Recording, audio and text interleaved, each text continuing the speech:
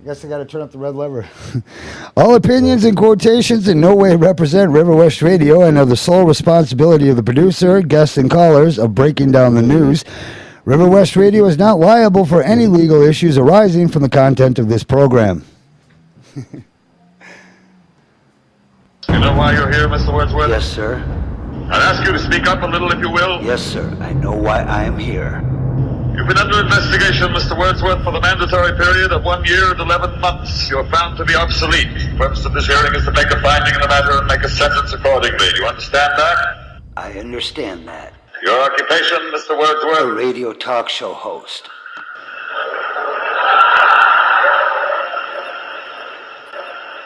What? A radio talk show host, sir. I'm told you've had counsel and been given orientation, Mr. Wordsworth, but I'm still not sure in my own mind that you understand the purpose of this hearing.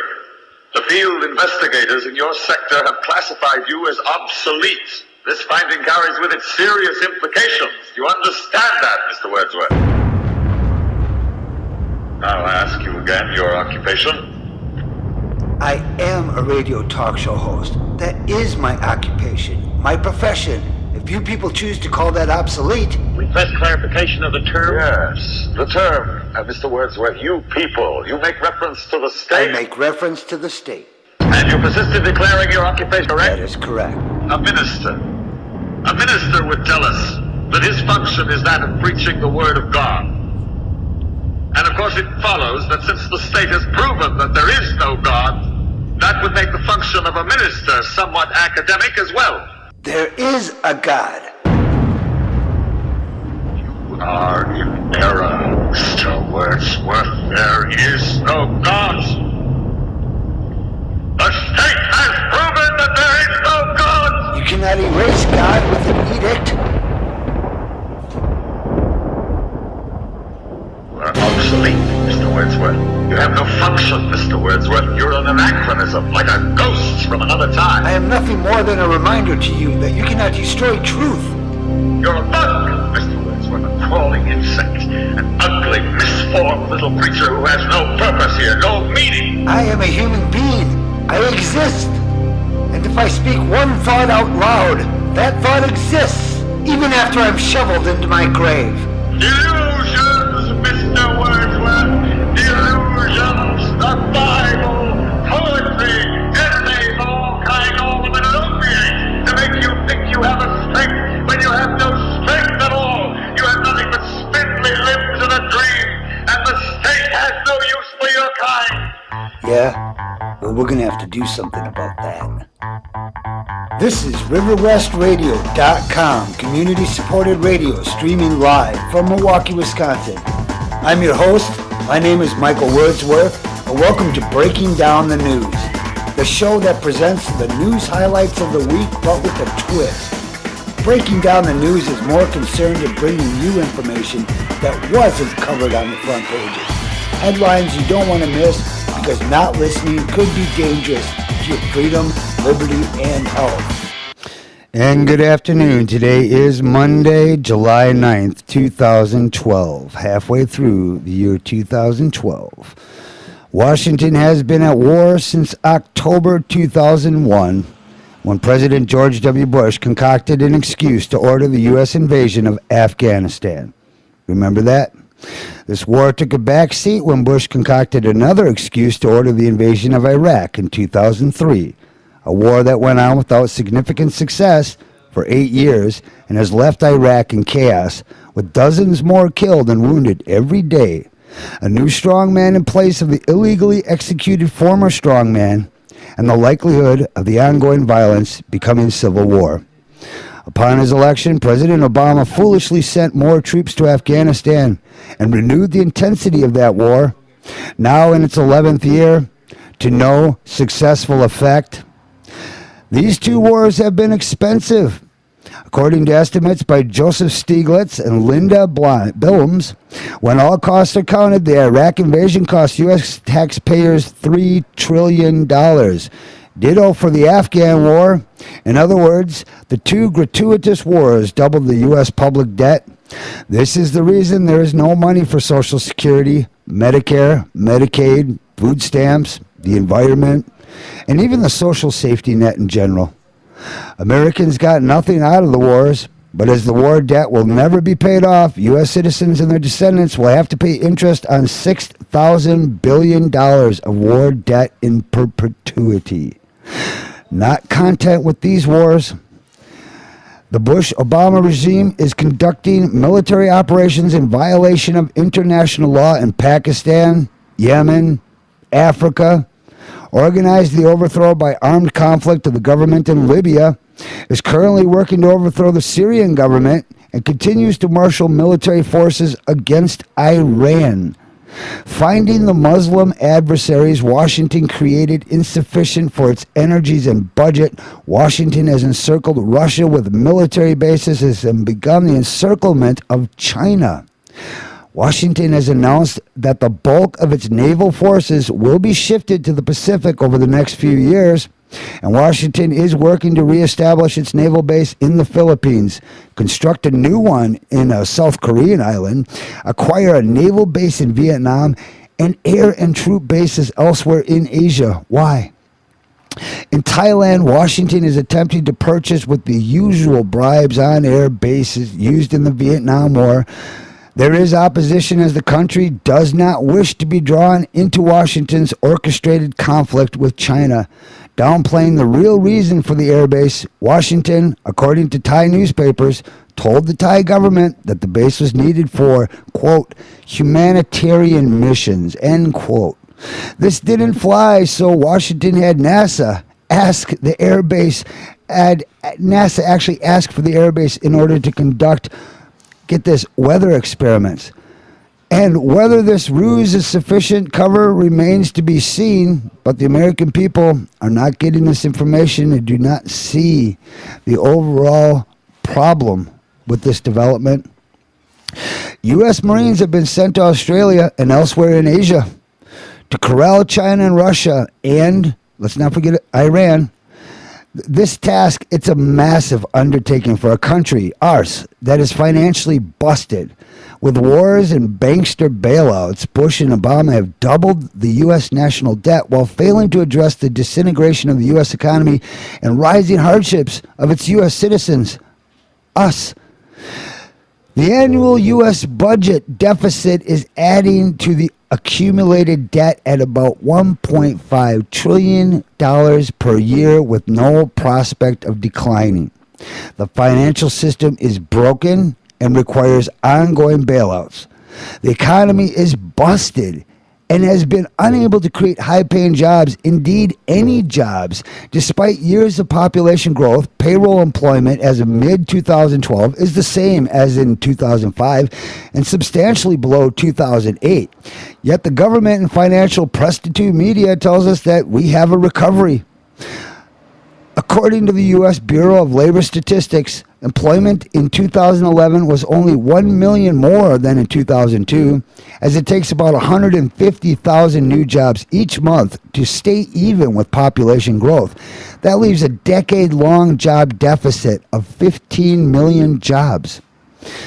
The U.S. unemployment and inflation rates are far higher than reported. Far higher than reported. In previous columns, it's been explained to you here on this show over and over.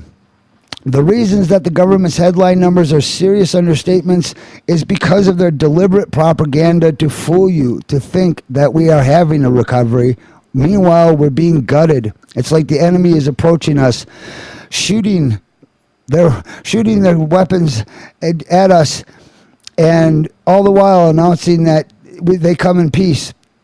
It's to lure us into a false sense of security. But let me go over some figures that will these are real facts and real figures regarding our true employment situation.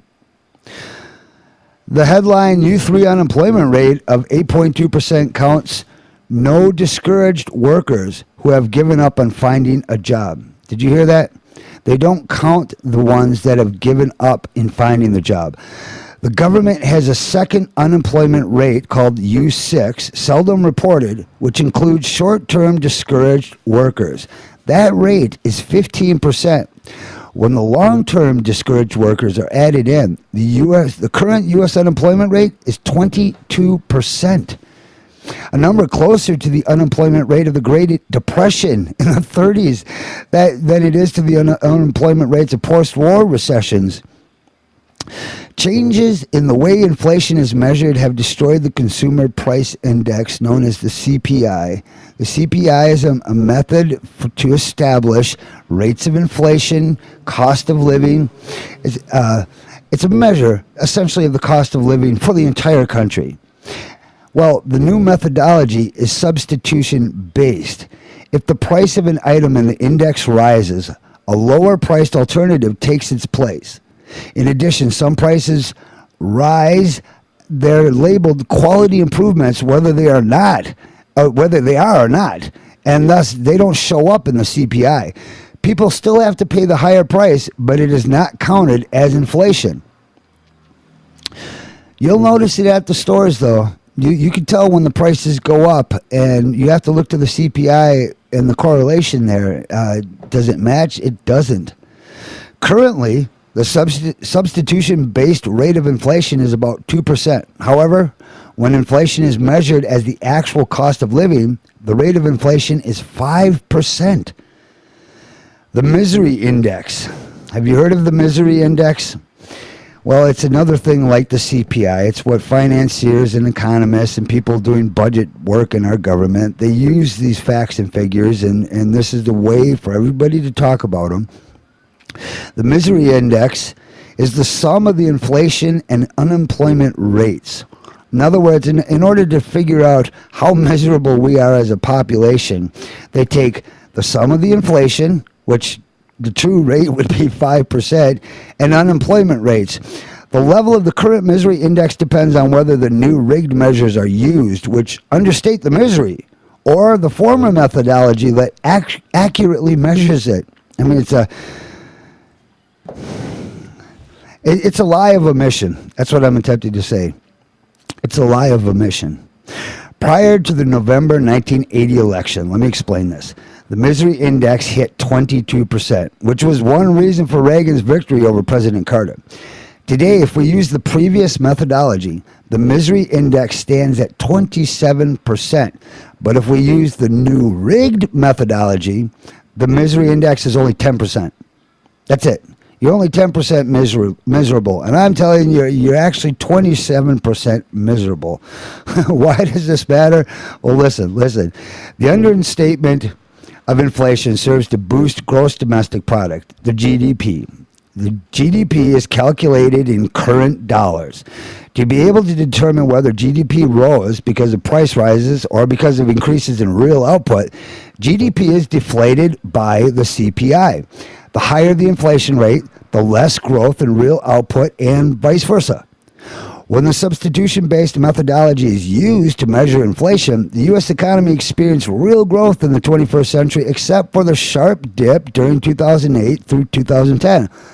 However, if the cost of living-based methodology is used, except for a short period during 2004, the U.S. economy has experienced no real growth since 2000.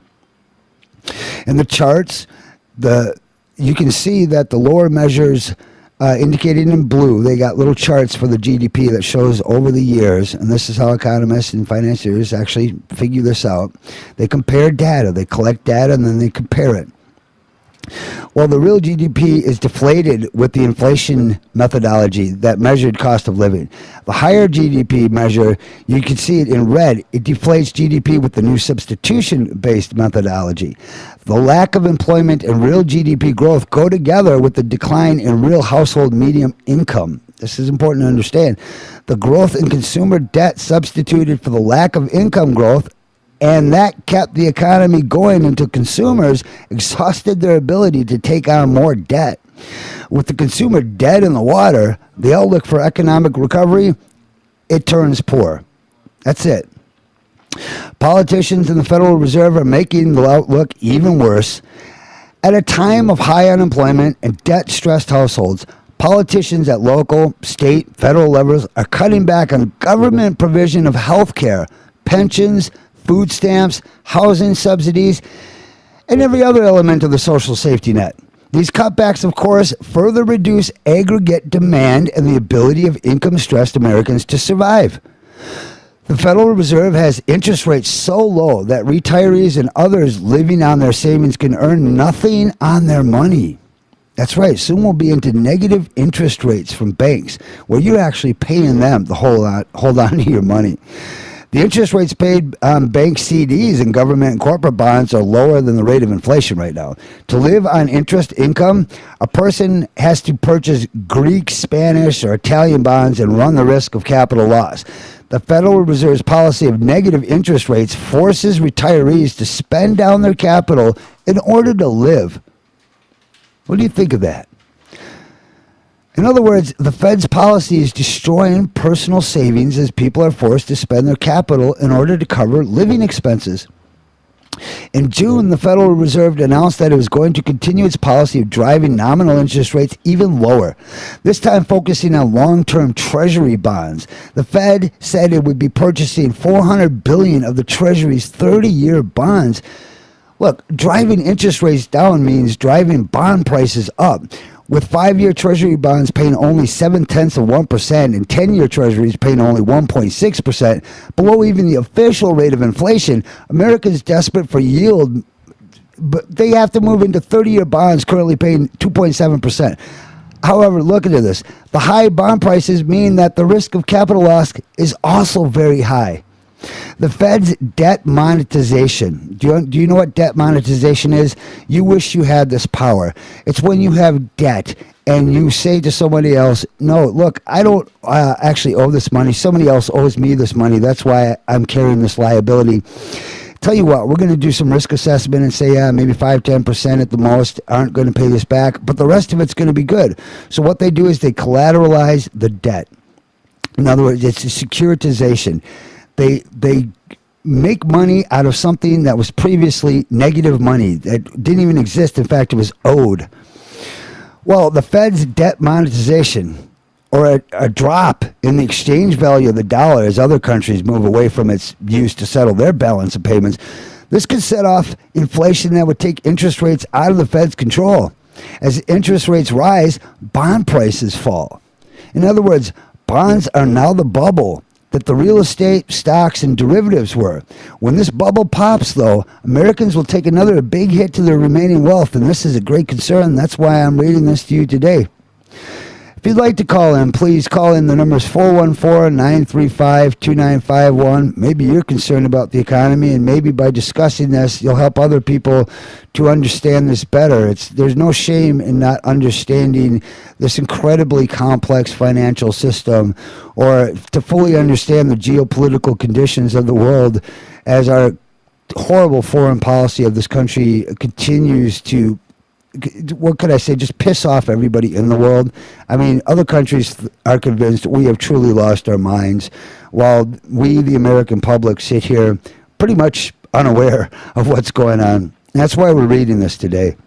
It's good that we get educated.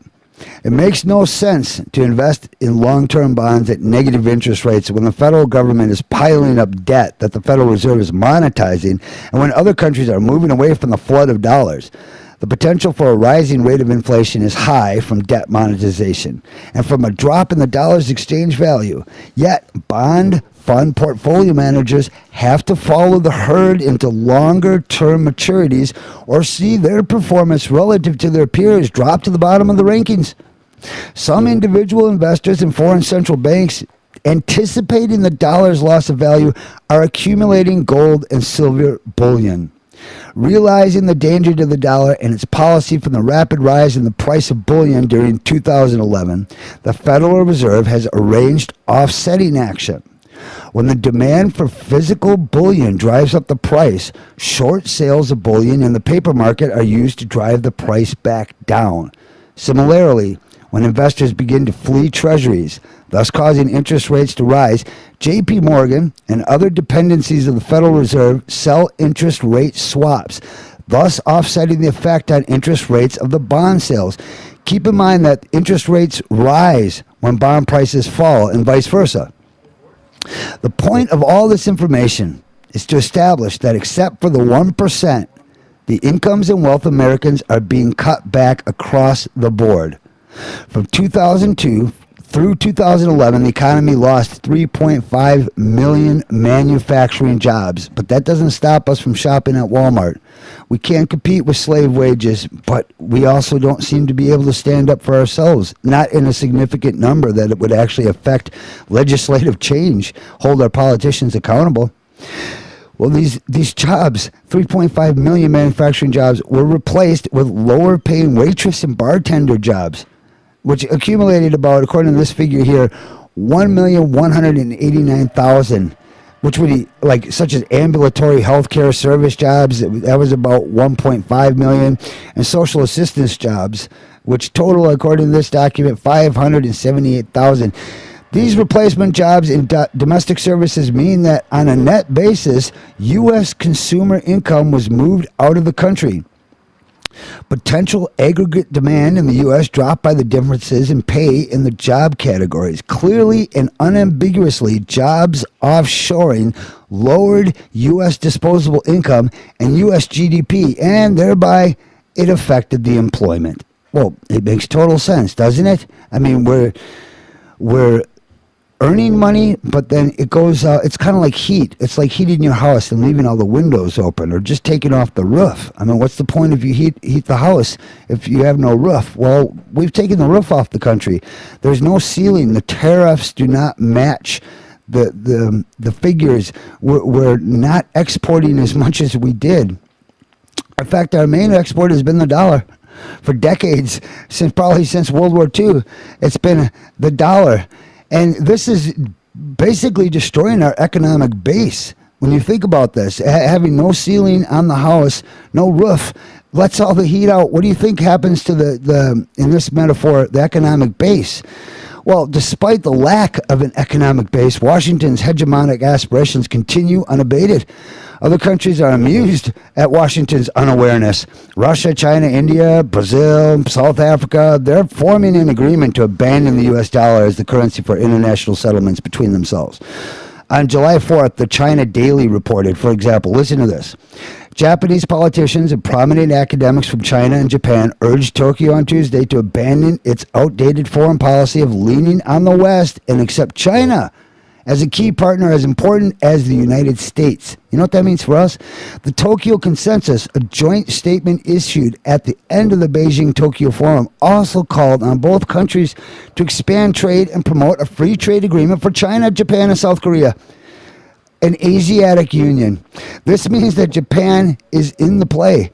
The Chinese government, more intelligent than Washington, I mean, I'm just going to say that right out. They're exhibiting greater fiscal responsibility than us. They got their own problems. They're experiencing a housing bubble right now.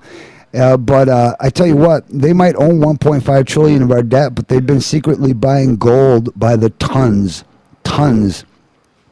They're set to become the new world reserve currency. You heard it all here, folks. Well, the Chinese government, they're responding to Washington's military threats by enticing away Washington's two key Asian allies, as the Chinese economy is now as large as the U.S. and on far firmer footing. Japan now has more trade with China than with the U.S. The enticement is appealing to them. I mean, it's a strategic military move, really. It's part of winning a war is the economic victory, not just the loss of lives, but actually conquering another country by destroying or taking over its economy.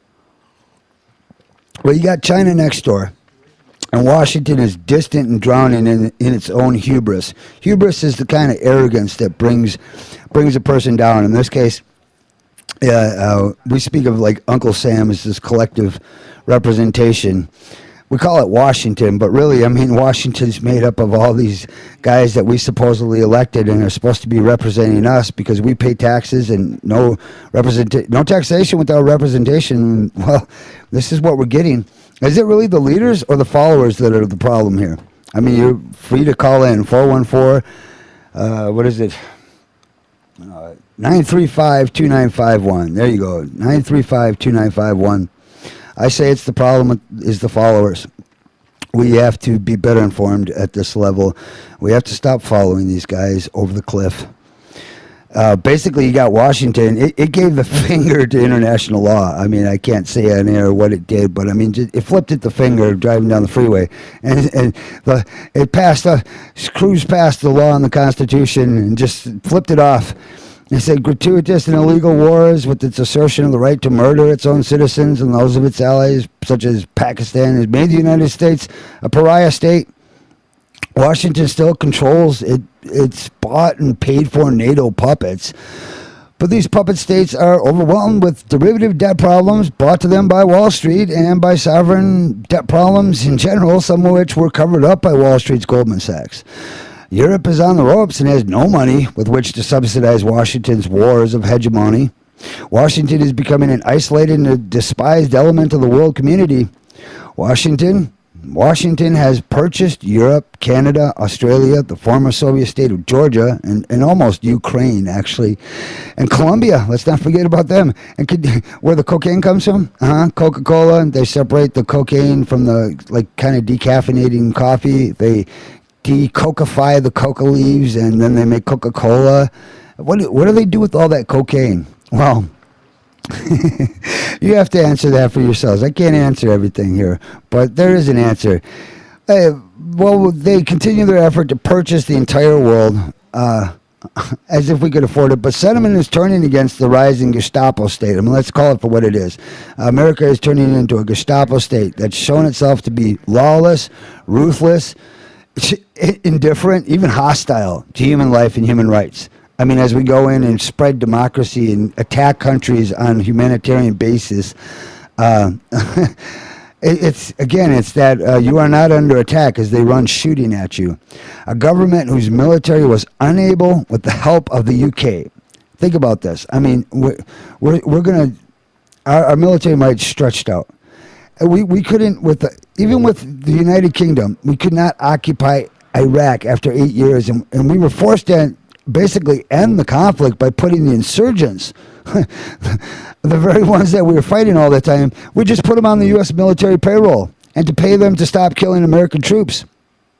Well, there you go. I mean, why couldn't we just do that? We didn't need a military. We just needed guys with suitcases full of cash flying to Iraq. That would have done the whole thing. But didn't we already have Saddam in place? I mean, guys got to understand that Saddam Hussein was a secularist, meaning he did not have a religious allegiance to any Shia or Muslim or Sunni forces. He was interested in protecting his own power, and from that standpoint, he had no reason to collude with known terrorist groups, even against us. I mean, you don't rock the boat when the boat is comfortable. Well, the only prospect Washington has of prevailing in such an undertaking is, first, the use of nuclear weapons. I mean, let's just put it like this. Our military is stretched. We don't have the manpower. We're basically broke. Countries are tired of financing us to take over other countries, and we can't foot the bill. What's left but nuclear war? I mean, this is the broadcast I'm putting out today basically is saying, look, we the followers have to hold our leaders accountable for many things, but more especially, we must make certain that they understand we will not tolerate a nuclear attack against another country, especially in the case when it's completely unwarranted, unjustified, and unnecessary. Can I be any more clear? I mean, we're demonizing the opponents, we're catching them off guard, and the only thing that we really have behind it is to this nuclear weapon. Is this Washington's program revealed by the neoconservative warmonger Bill Kristol? Bill Kristol, who had no shame to ask publicly. Here's what he said. This is their attitude. Bill Kristol quoted as saying, "What's the good of nuclear weapons if you can't use them?" See, Mr. Kristol, ultimately nuclear weapons are a last deterrent, something that should only be used in the only... when we have our backs against the wall, when there's no other alternative. They were a defensive weapon primarily, or at least they should be. To consider them as an aggressive weapon for what? Why do we want to take down Iran? We got to ask ourselves that. Why do we take down Iraq? Why are we trying to take down Syria right now? These are important questions, people. It would be helpful if more people out there had answers for them, or at least were somewhat informed. I always say, if you're so broke you can't pay attention, then the least thing you can do to help is stop believing the lie. I'm Michael Wordsworth. When we come back, we're going to go over more news, and it just never seems to stop here. Hope you've enjoyed this breakdown. We'll be right back. You're listening to RiverWestRadio.com.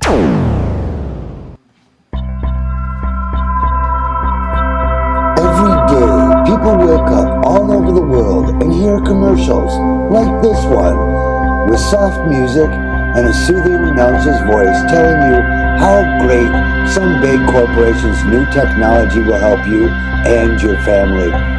But it is important to remember, these companies could give a flying fuck about you or your family. That's why Breaking Down the News has made this commercial to counter their commercials. Don't be fooled by them. The battle is to gain control of your mind through media propaganda. Just say no to evil corporations and their slick computer graphics designed to brainwash viewers. Vote no with your dollars, and we will regain the health of our nation, one consumer at a time.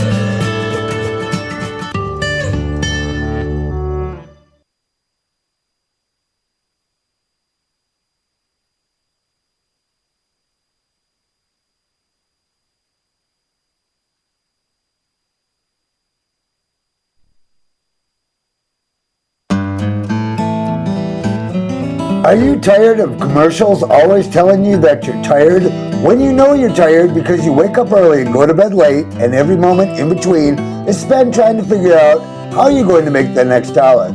Well, you're not alone. Millions of Americans are walking around in a sleep-deprived, zombie-like state, amplified by psych meds and pharmaceuticals found in their drinking water. So just be glad you're not one of them, unless you are, in which case I'm sorry you had to hear this. But wait, there's more. If we keep at this current pace, we will surely lose our democratic republic and soon be standing in food lines for the poisonous rations the new totalitarian government will hand out. Don't delay. Get involved. Get informed.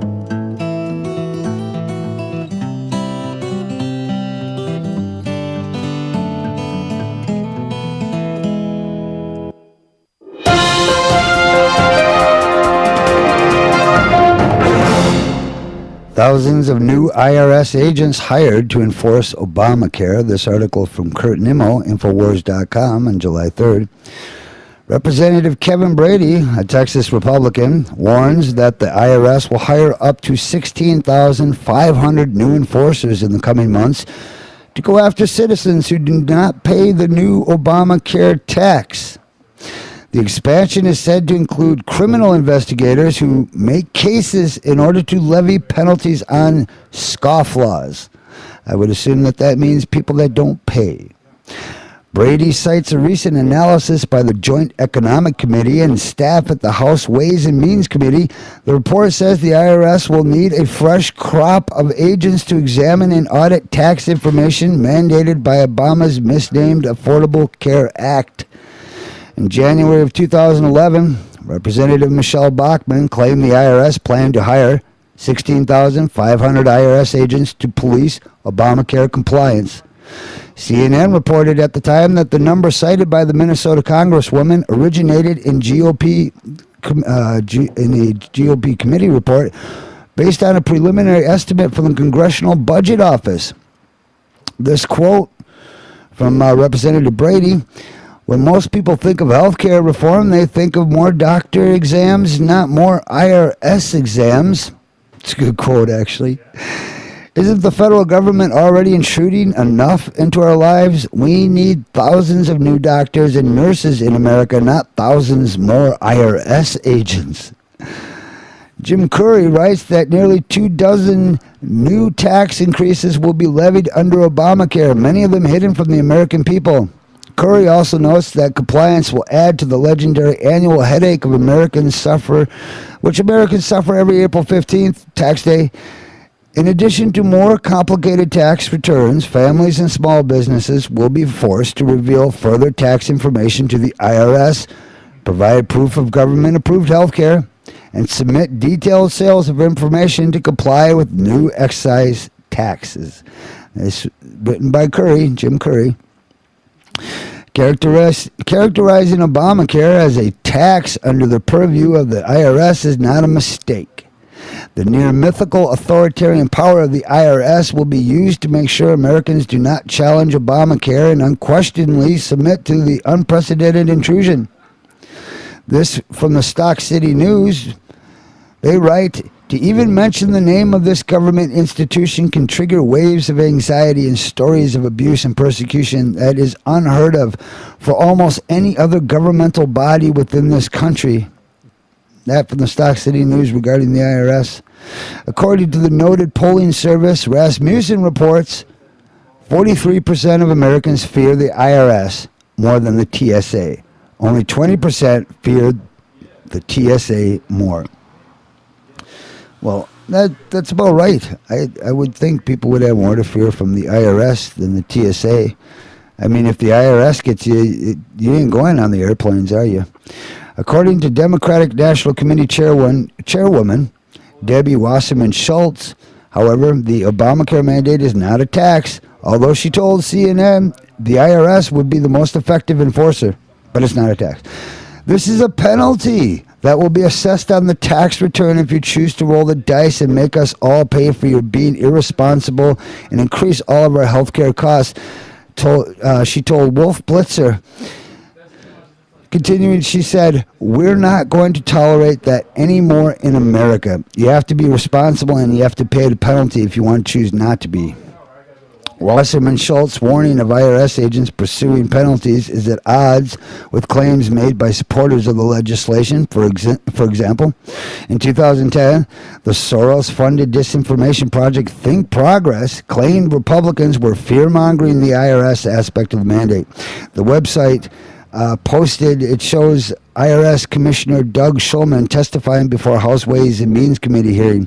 Shulman said the agency won't look behind the simple form every American taxpayer will be required to submit in order to prove he or she has mandatory health insurance. This appears to be at odds with the Wasserman Schultz comments about enforcement. What do you think? The number to call in today is 414-935-2951. I'm Michael Wordsworth with Wordsworth Listening To. Back in a moment. You're listening to RiverWestRadio.com.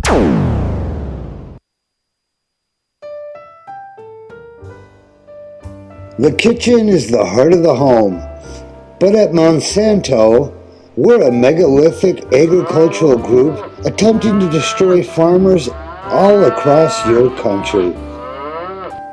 We bring you horrible foods that attack your stomach lining, DNA, give you kidney and liver failure. Monsanto, bringing Franken foods to your family at home.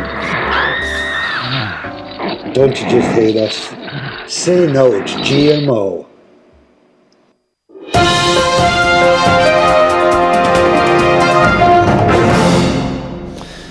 Like I always say here on this show, and welcome back, that the news is out there. It just doesn't make the front pages. Well, this is one of my favorite types of articles, referring to the Mexican drug cartel and their actual laundering money through Bank of America.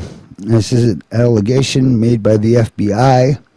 And oddly enough, where is this article found? Is it in some sort of crazy alternative news conspiracy website? Hell no. It's right on the Huffington Post business section. Right here, buddy. Just go to the July 9th, 2012 Huffington Post business section. It's the internet newspaper, news blogs, and video community. You'll find it at HuffingtonPost.com. Go to business news, or search for Mexican. And here's the title. This is by an article by Alexander Eichler. Let's see how accurate it is, but basically they're telling you like it is. Mexican drug cartel laundered money through Bank of America, FBI alleges. Drug money has a way of sprawling, and some of it may have reached Bank of America. Oh, I wonder how that happened. Wow, what a shocker. Hey, just before I continue with this article, don't forget that Wachovia, a big bank that went under during the 2008 problem, it was caught laundering $276 billion of drug money through an elaborate cartel setup, and they were slapped with $140 million fine. I mean,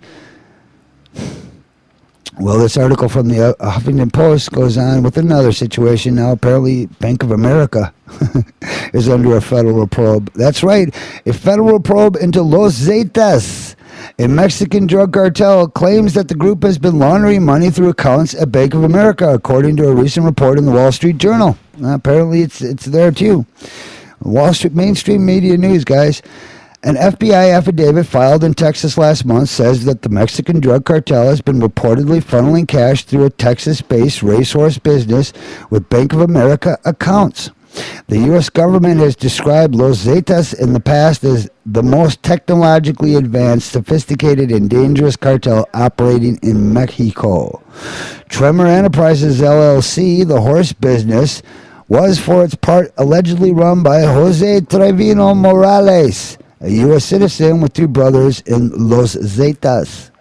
In the past, Mexican drug syndicates have allegedly used Bank of America accounts to buy planes to transport cocaine. That was according to Bloomberg Media. Bloomberg, yep.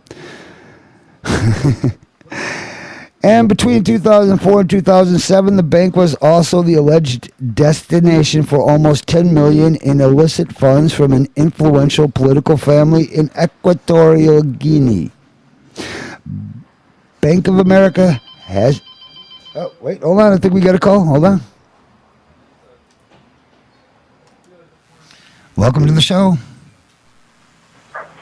Hi, this is Sarah, and I'm calling to talk to you about your current IRS-backed tax debt. President Obama and the federal government, as you know, have told the IRS to work with the citizens of the United States to lower or even eliminate your back tax debts. We are calling from the Tax Renegotiation Center to lower or even eliminate your IRS-backed tax debt. Can you believe this? We can put a stop to liens, bank levies, and wage garnishments within minutes. To cut your tax debt in half or have it eliminated, press 1. We specialize in negotiating your IRS-backed tax debt, allowing you to press free 1 from the IRS in as little as 1 to 6 months. Thank you for calling to get more information with your back taxes. All agents are on the line. Please leave your name, number, and for proper routing, the amount of your IRS and or state tax debt. And the next available agent will call you back. You gotta see the humor. We get a call here at the radio show right in the middle. I'm reading about the IRS.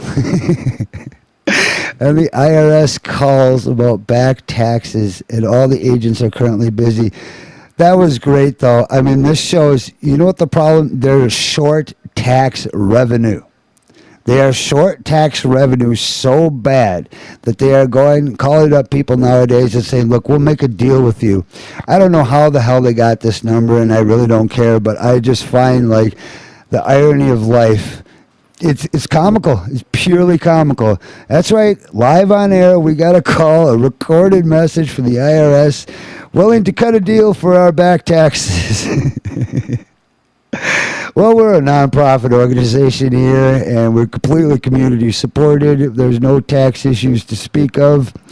I don't recommend people cheating on their taxes. The IRS is vicious, and they will get you. There's no stopping these guys. But boy, let's continue with this article about Mexican drug cartels using Bank of America accounts. This is reported according to Bloomberg. They used the Bank of America accounts to buy planes to transport cocaine. That was in Bloomberg. I should just pop that up. I mean, why not? Let's open that up in a new window. I'll come back to it in a second, but I mean, it's a nice follow-up piece, right?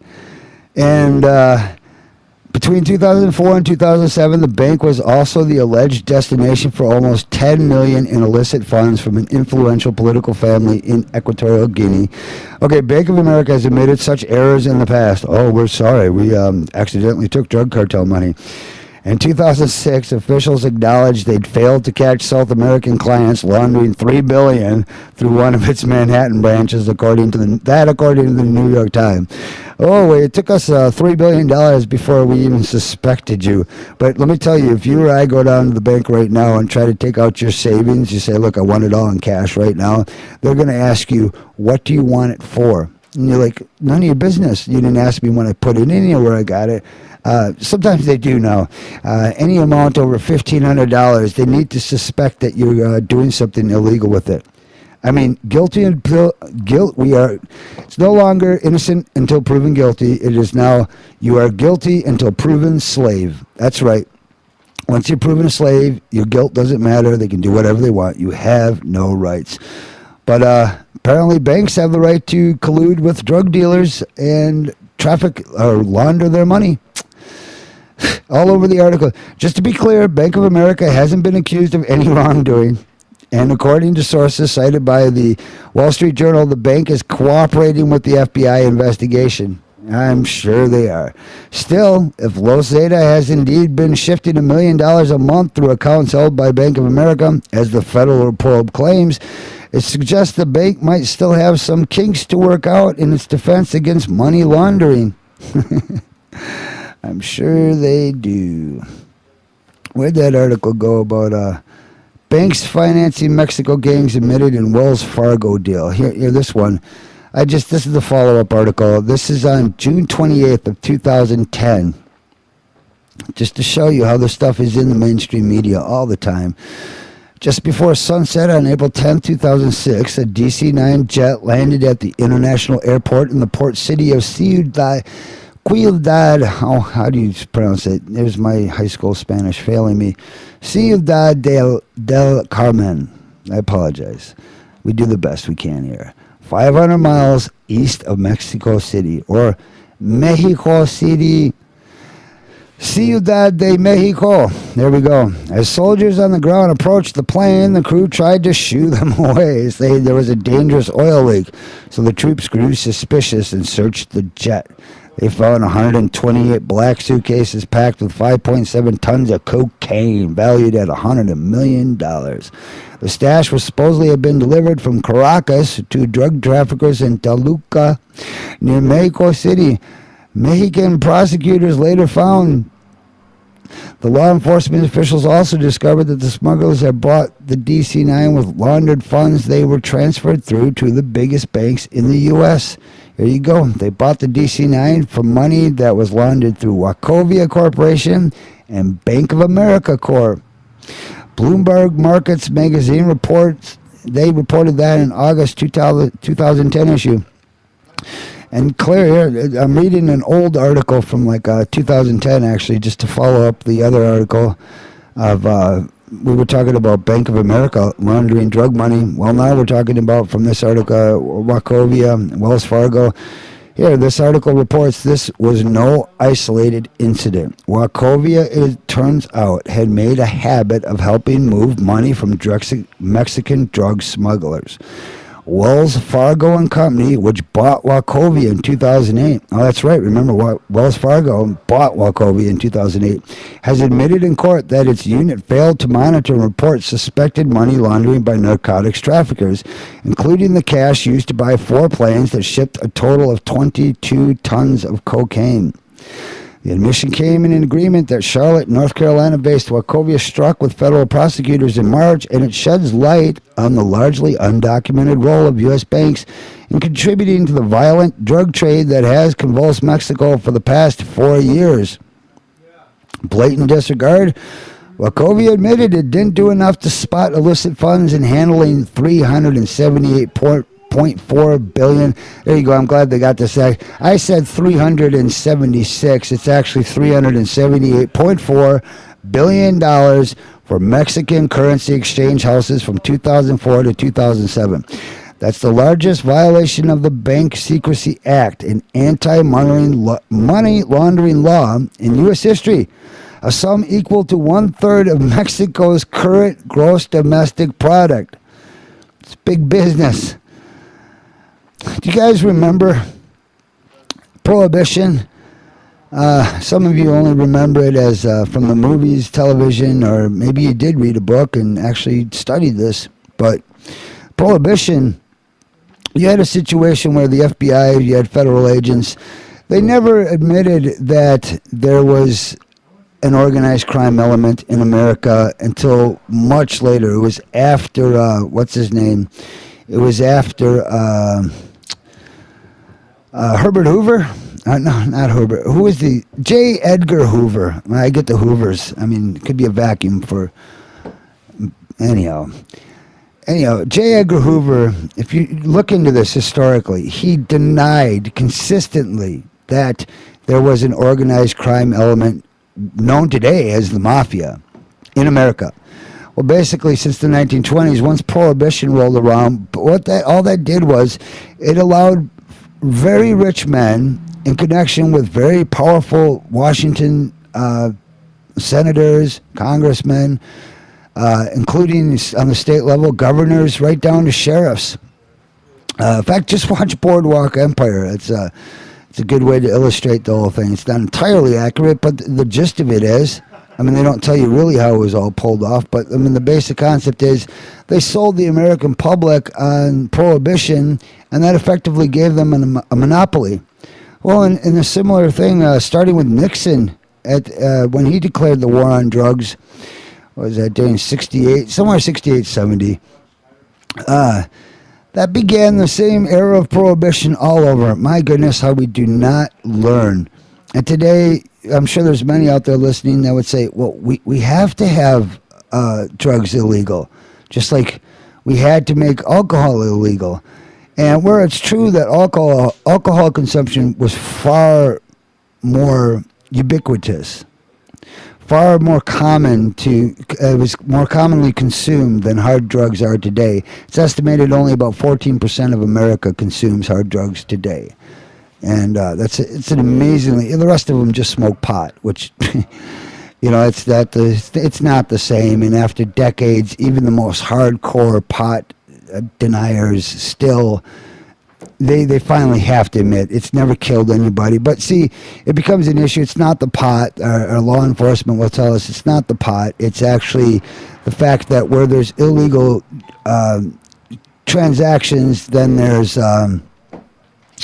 crime.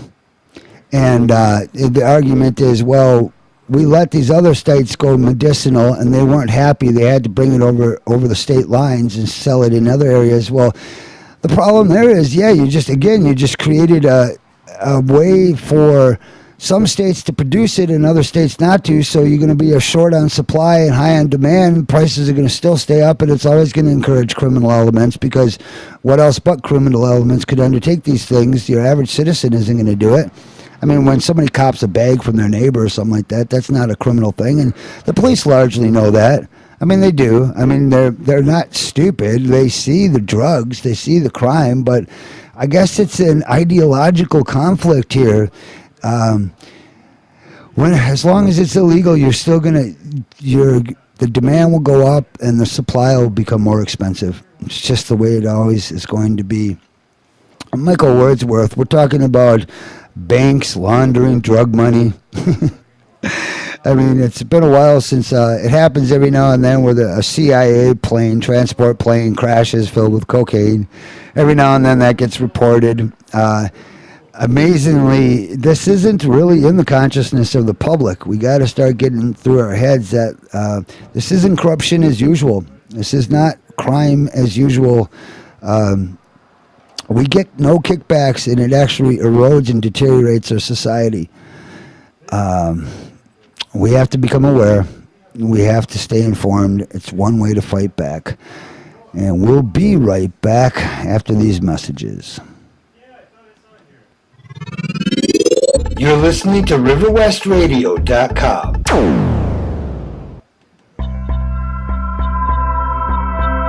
Every day, people wake up all over like this one, with soft music and a soothing announcer's voice telling you how great some big corporation's new technology will help you and your family. But it is important to remember, these companies could give a flying fuck about you or your family. That's why Breaking Down the News has made this commercial to counter their commercials. Don't be fooled by them. The battle is to gain control of your mind through media propaganda.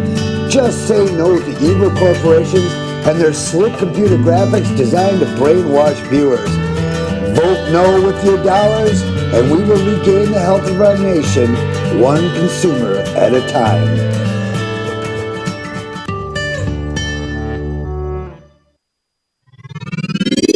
You're listening to RiverWestRadio.com.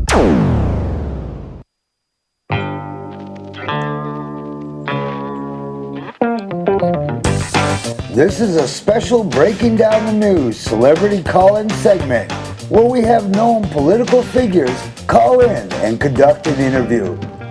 Today's guest, he was once the National Security Advisor under Nixon during the Vietnam War era, and later Secretary of State. He's probably the most prominent unindicted war criminal roaming around today. I'd like to bring onto the show Mr. The Bloodstains Won't Come Off My Hands no matter how hard I scrub them, Kissinger. Welcome to the show, you evil bloodthirsty monster. Good afternoon, Michael. Thank you for having me on your show. Now, you've managed to really piss off a lot of people during your long career as a warmonger hiding in sheep's clothing. I really have. If I had a conscience, this would really bother me. The illegal, we do immediately. The unconstitutional takes a little longer. I'm not sure what the hell that means, but you were once a big man in foreign affairs throughout the world, and I bet it's hard to get on anyone's show these days, since people have been rightfully charging you as a war criminal. The nice thing about being a celebrity is that if you bore people, they think it's your fault. Actually, I make a few public appearances now and then. I was recently honored at the conference on Indochina. What? I know. It is ironic, isn't it? Wait. Let me get this straight. You, the man who, along with Richard Holbrooke, was part of the team in the Nixon White House, helping to craft the Vietnam policy, including Operation Phoenix, which saw the assassination of South Vietnamese political and religious leaders. You are attending this conference. A country that demands moral perfection in its foreign policy will achieve neither perfection nor security. But you, Mr. The Bloodstains Won't Come Off My Hands no matter how hard I scrub them, Kissinger, authorized the war to bleed over into Cambodia. The terrible consequence was the eventual rise of Pol Pot and the Cambodian killing fields, and now they invite you to a conference on Indochina hosted by Hillary Clinton? Imagine my chagrin. Ha ha ha ha ha. Hillary Clinton had to introduce me, which wasn't easy, given her rude comments about me prior to the conference. Oh, come on. She was just probably covering her own tush. You know she worships at the same altar of death that you do. Perhaps, but it was ironic that she had to introduce me. Ha ha ha. Now, in recent years, Mr. The Bloodstains Won't Come Off My Hands no matter how hard I scrub them, Kissinger, you have come under fire for private comments once made to Nixon during the Bangladesh-Pakistani war, in which you described the then Indian Prime Minister Indira Gandhi as a, quote, bitch and a witch. I regret that now. What, saying that? No, getting caught saying that. I regret that now. You also said the Indians are bastards shortly before the war. I did. What are you going to do, you know? It's kind of surreal with the coup attempt in Ecuador that this harkens back to your policies in Latin America, which saw the overthrow and murder of Salvador Allende in Chile, and your prompting of Operation Condor in the Plan Mercurio, which oversaw the kidnapping of peoples in Latin American countries, leftist activists. These people were disappeared under Operation Condor, and now we have Hillary Clinton praising you for this evil well done. It's not a matter of what is true that counts, but a matter of what is perceived to be true. Do you see a parallel between Vietnam and Afghanistan today? The war profits must flow unabated. Military men are just dumb, stupid animals to be used as pawns in foreign policy. I can't believe you just said that. Well, I said it before, and I will say it again.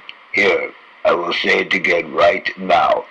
Military men are just dumb, stupid animals to be used as pawns in foreign policy.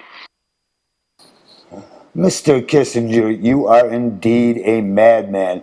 It is hard to believe that you played such a pivotal role in our country's foreign policy for decades, and that is all the time I will lend to your madness. You're out of here. It was a pleasure being on your show, Michael. Good day. And good riddance. I am Michael Wordsworth, having just interviewed Henry, the bloodstains won't come off my hands no matter how hard I scrub them, Kissinger. Back in a moment. All opinions and quotations in no way represent River West Radio and are the sole responsibility of the producer, guests, and callers. River West Radio is not liable for any legal issues arising from the content of this program.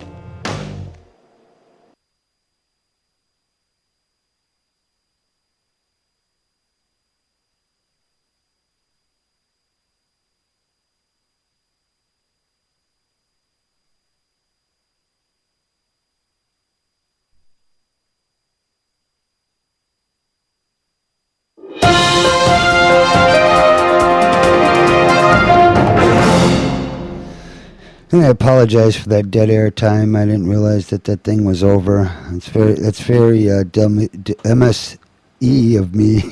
I love it when I turn it into WMSE, our local college station here, and every now and then you got dead air. Well, now I know how that happens.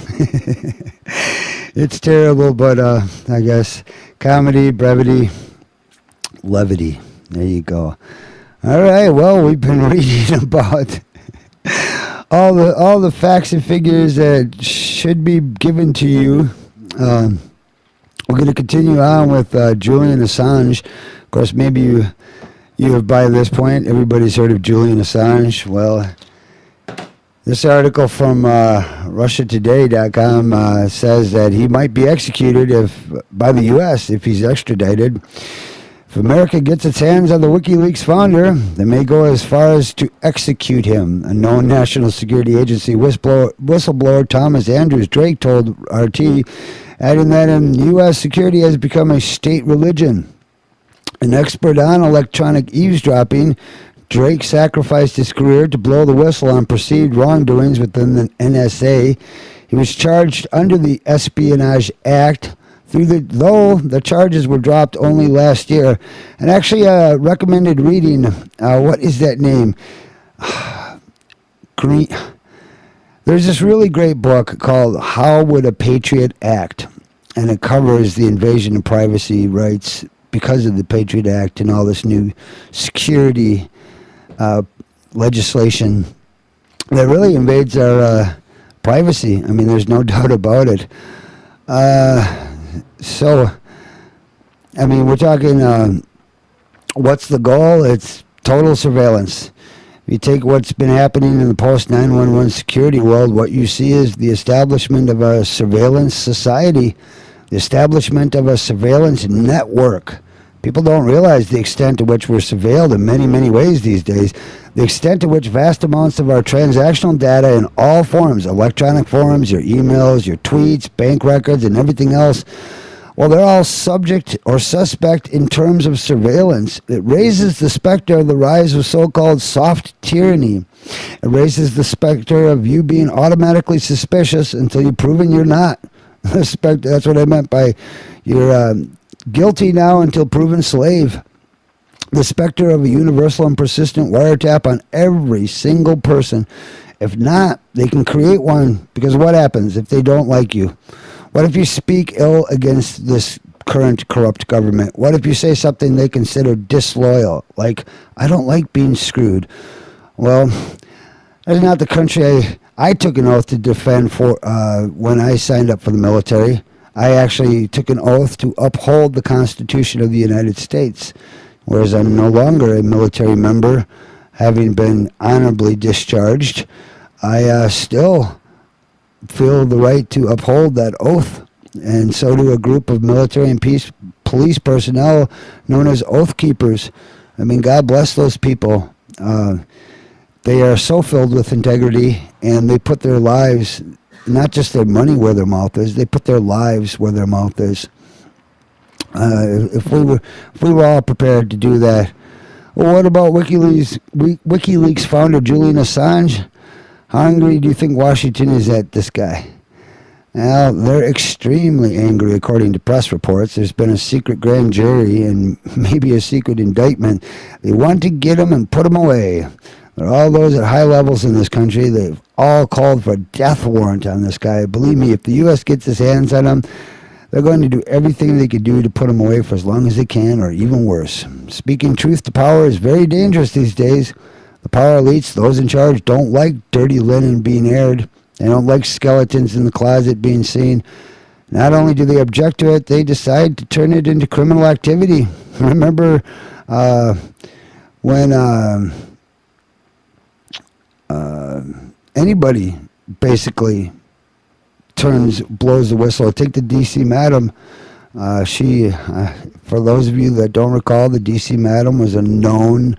what's the woman? I guess a madam, the one that organizes all the prostitution administrations behind the scenes, so that the guys buying the prostitutes, everything goes well. She hooks them up, I guess. So that would be the madam, I guess. Well, she was known as the DC Madam because she hooked up a lot of guys with high class prostitutes, and of course, she was killed. She was killed. I remember her in an interview specifically saying, I am not suicidal, and, well, later she was suicided, a term meaning it's a murder made to look like a suicide. And Andrew Breitbart, real recently, he was coming up with some real good dirt on Obama. He was kind of a fool because he didn't just put the dirt out there, he announced he was going to, and, boy, you're just asking to get whacked, aren't you? When you do that kind of thing. I'm not saying, what am I saying? He paid for his life, so nobody save him understands what a stupid mistake that was. His heart was in the right place. Killed him. Well, what's even more interesting about that is the coroner, the guy who, what would you call the doctor/scientist in charge of investigating the dead body as the cause of death.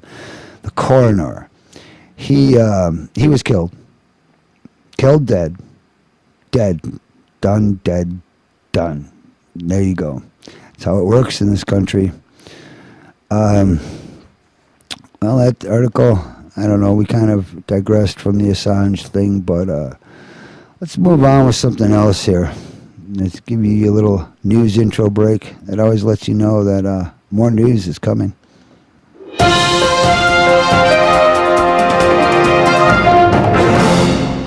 We're going to switch gears from foreign, international, local news to the cosmos, at least here in our solar system. The sun has erupted with the strongest summer solar flare yet.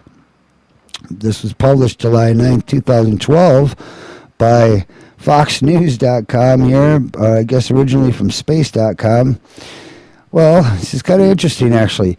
The most powerful, I mean, we've had a hot summer, and you would think that causes, that's due to global warming, but basically What you had recently here was the most powerful solar flare of the summer so far erupted from the sun Friday, July 6th. The latest in a string of powerful storms this week from our nearest star.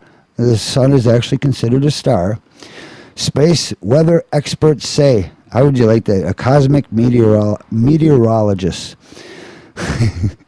It's raining on Neptune today. No, I don't know how that works, but the sunstorm occurred just after 7 p.m.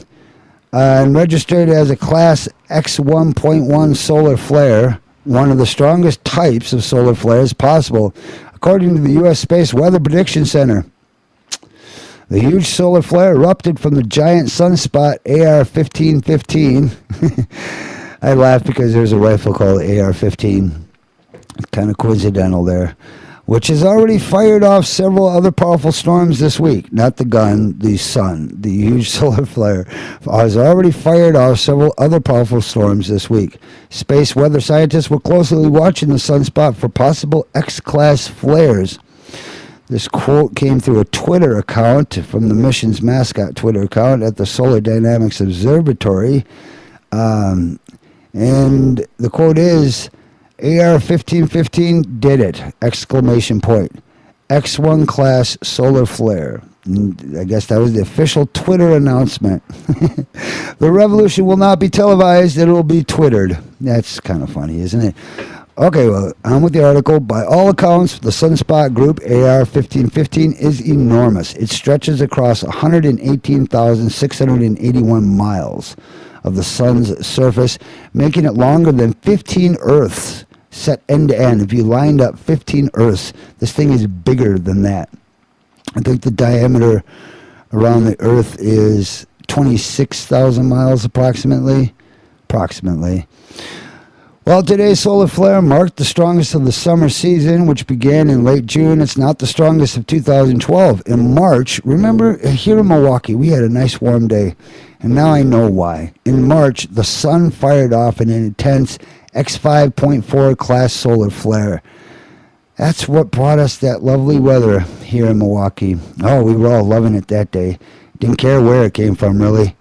But, I mean, we're talking about the sun. Out of all the issues I talk about today, the sun is something that we just cannot affect or control in any manner. Continuing with the article. Earlier today, space weather officials warned of more potential flare-ups from sunspot AR-1515. The sun has been undergoing substantial activity this entire week from several sunspots on its Earth-facing side. The bulk of activity is coming from the region 1515, a moderate-sized activity region. Moderate size, it's like 15 times the size of Earth. I love all that. Well, compared to the sun, though, as I understand it, you can fit all the planets in the solar system in the sun and have room for a jacuzzi. In a new alert announcing the X-class solar flare, SWPC officials said the sunstorm could cause a wide area blackout in high-frequency radio communications. Ouch. Could affect us there. Scientists measure the strength of solar flares in terms of energy classes, with X-class flares being the strongest sun storms. Moderate flares rank as Class M storms and can supercharge Earth's northern lights displays, which is really pretty when they do that. No, it really is. I'm not being facetious. Class C solar flares round out the top three and have little impact felt on Earth. Young said there was a chance the sunspot could trigger a massive explosion of solar plasma known as a coronal mass ejection. This also quoted by Young, the region is still in a position to produce an Earth-directed coronal mass ejection, but since it is no longer at disk center, the chances are less. It should also be noted that even at disk center, the CME, or coronal mass ejection, well, they don't always head to Earth. They're not always lined up with it. In other words, you got two spheres, one shooting off basically a ray of energy, and the Earth has to be in alignment with that ray. Occasionally we get caught directly or indirectly. Indirectly is enough to cause problems. Here's some basics regarding solar flares. When aimed directly at Earth, X-class solar flares and CMEs can potentially endanger satellites and astronauts in orbit, interfere with GPS and communication signals, and damage power systems infrastructure on the ground. The sun is currently in the midst of an active phase of its 11-year solar weather cycle. The current cycle is called Solar Cycle 24 and is expected to peak in 2013. Yeah, I don't know like what's going to happen in 2012, but I swear 2013 is going to be an interesting year. I don't know if anything exactly is going to happen in 2012 yet. We might have the October surprise coming up. We might start hostilities with Iran, ergo China and Russia, the entire Arab League. In the meantime, we can't do much about the sun, but we can do what we do here on Earth. Let's go on here. When we come back, we're going to read about huge increase in demand for cell phone data by the government. Yeah, of course. That's in keeping with today's show. Be right back. You're listening to RiverWestRadio.com.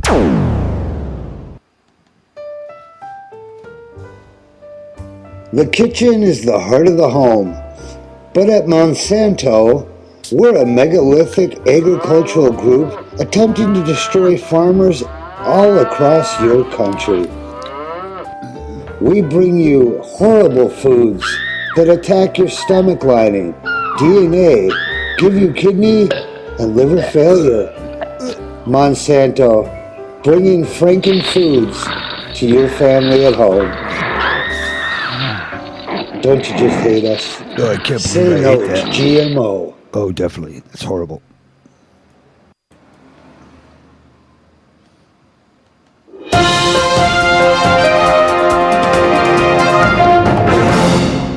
Huge increase in demand for cell phone data by government. This article from Kurt Nemo, Infowars.com on July 9th, 2012. A congressional inquiry has revealed that law enforcement agencies flooded cell phone carriers with a tsunami of demands for subscriber information last year. Carriers received 1.3 million requests for text messages, caller locations, and other information in the course of investigations, the New York Times reported on Sunday. See, it's all in the mainstream news. You just got to know where to dig from it. This was reported by the New York Times. The astronomical increase in demand is reflected in the cost carriers charge law enforcement agencies. For instance, AT&T collected $8.3 million last year from taxpayers, compared with $2.8 million in 2007. Increasing demands for cell phone data without a court search warrant are not limited to police, but run the gamut of governmental agencies on both the state and federal level. Carriers routinely reject demands, which has resulted in an uneasy partnership with law enforcement agencies and government. In one case, a carrier referred an inappropriate request to the FBI. This quote from Democratic Representative Edward J. Markey from Massachusetts. He says, "I never expected it to be this massive." Of course, if he's from Massachusetts, it's probably more like, "I never expected it to be this massive." You probably shouldn't make fun of him. I mean, at least hopefully he's helping here. That's what he told the newspaper after he requested reports from 9 carriers, including AT&T, Sprint, T-Mobile, and Verizon. He said, "Wow, if I would have read it, I would have been like, wow, what a massive amount of data extrapolated from our public. For why? In the interest of national security?" Well, Markey said the digital dragnets pose a threat to constitutionally protected rights and privacy. He quotes to say, "There's a real danger. We've already crossed the line." We crossed the line a long time ago, Mr. Markey, but thanks for saying it. It helps. Whether you're actually corrupt or on the take, I don't know. Can't follow everything, but I guess at least thank you for at least pretending that you care. Well, according to the Constitution and federal law, police need a court-issued search warrant or a subpoena to force this release of information. Law enforcement officials often cite an emergency, while government argues national security concerns to force compliance from carriers. The Fourth Amendment, however, explicitly requires probable cause prior to the issuance of a court warrant. That's the way it goes. Well, this article from Dave Mihalovic. I sorry, it's Slavic, and I don't know. Mihalovic. There we go. From Dave Mihalovic. PreventDisease.com. Thank you, Dave, for writing this. It's important information. A new crop of bogus vaccines are claiming to promote weight loss. A new study published in Biomed Central's Open Access Journal, which is the Journal of Animal Science and Biotechnology, promoted the claimed benefits of two vaccines which chemically and artificially inhibit the action of natural hormones. One of the primary aims of the biotech industry is to create a vaccine for every common ailment known to man. The pseudoscientists at Vaccine Inc. have already offered a universal flu vaccine for what they feel is an uninformed and lazy public who are no longer interested in receiving the seasonal jab year after year. So, it's not possible. You cannot make a universal flu vaccination. With the limited knowledge that I possess, I understand that. And I've studied a bit on this. I'm not a doctor, not a neurologist or toxicologist or epidemiologist, but my God, I can read. And what we know is that these mutations of these strands, there's thousands and thousands of flu virus strands. You can't possibly cover the whole gamut. Well, somatostatin, a peptide hormone, inhibits the action of growth hormone, GH, and insulin-like growth factor, IGF-1, both of which increase metabolism and result in weight loss. The claim by a vaccine scientist in the study was to create a vaccine with modified somatostatin, causing the body to generate antibodies to somatostatin, effectively removing this inhibition. However, this could also alter and directly interfere with the other hormones and subsequently cause other problems. This quote from Keith, who's Keith here? Sorry, I just would like to let you know who Keith is and why he's giving you this quote, but apparently I can't based on this article. His quote is, though, the study demonstrates the possibility of treating obesity with vaccination, Keith explained. He continued, although further studies are necessary to discover the long-term implications of these vaccines, treatment of human obesity with vaccination would provide physicians with a drug and surgical-free option against weight epidemic. Yeah, you know what else would help? Stop eating fast food, especially from McDonald's.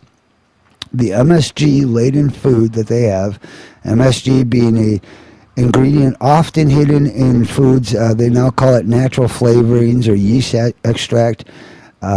It causes obesity. Google that. MSG linked to obesity. Well, somatostatin is secreted in several locations in the digestive system, including the stomach, intestine, and cells of the pancreas. It is also produced by neurons in the brain. The hormone is eventually then carried to the brain's pituitary gland, which is essentially the target where it inhibits the secretion of growth hormones. The problem is, when you mess with somatostatin pharmacologically through potent inhibitors, you create a host of other physiological disasters, but the study won't tell you about those. The most frequent adverse effects are hypothyroidism, cardiac conduction changes, gastrointestinal reactions, gallstones, reduction of insulin release, hyperglycemia or hypoglycemia, and even erectile dysfunction. Ouch. That's terrible. Artificially inhibiting growth hormones by generating antibodies to somatostatin would also inhibit the secretion of many other hormones, such as gastrin. Oh, how do you pronounce this? Clocytokinin. Seriously. Clocytokinin. There you go. Best I could do. Glucagon, or glucagon. Insulin, secretin, pancreatic polypeptide, TSH, and vasoactive intestinal peptide, all of which are involved in crucial physiological processes for energy expenditure and weight loss. Big Pharma's obsession with creating a vaccine for every illness is reaching a climax that will inevitably regress human health to new levels. We don't need another excuse for people to eat more junk food. An obesity vaccine will only cater to the lazy mentality of developed nations. This will naturally lead to a host of new health problems, which the biotech industry will address and find additional solutions for, but only for the problems they created. It's a vicious cycle. You don't need a vaccine to lose weight, and you never will. There's something called a great diet and exercise, which is far more effective and will keep you healthier and alive for much longer. I'm Michael Wordsworth. We're going to bust out here in a second. We're running up to the top of the hour, and I think actually I should get off the air so that the person coming on, I'm not sure who comes on Monday after me. Slowly learning that we have a host of a bunch of really good shows. We got Onion Breath, Chill Chili and Friends, Spider Mike's Hour, Ingrid's Inspirational Hour, and of course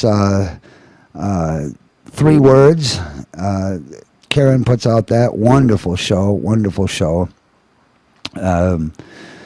And we continue. Wish you continue listening to us here at River West Radio. I guess I'm just going to pull out of here. Thank you for listening. Hope this has been informative. You take care, and I'll be back Wednesday at 7:30. Wednesday at 3:30. And the other thing is check out breakingdownthenews.com. By the time you archive and listen to this, that website should be up. That's my online corollary to this radio news talk show.